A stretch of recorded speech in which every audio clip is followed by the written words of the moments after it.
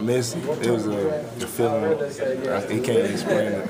Avery, I mean, Kentucky's not beaten Tennessee back-to-back years since the late 70s. When you hear that, you're only the second team to have a chance to do that since that time. How does that hit you?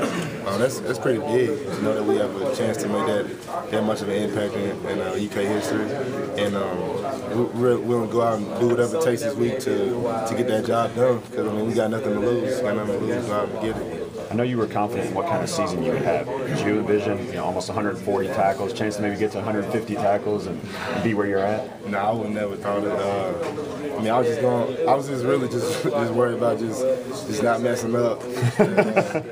And not embarrassing myself out there on national TV, but I just as I worked hard and learning the game plan, watching film, and it's paid off. So I just have a lot to build off of for next year.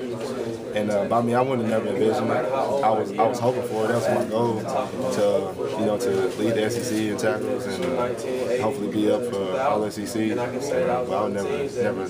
That was going to happen. After the Louisville game, you were really low. You were really down. You felt like you didn't play well, that you didn't lead them well. How nice is it kind of at the end of this year to kind of know that how much you've grown from that game? It's a good feeling to know that that I have improved from the first game. It's just a feeling of accomplishment, a sense of accomplishment. The season hasn't went as we like for it to go, but knowing that you're getting yourself better to help your team, preparing yourself better for next year, that's a good feeling. There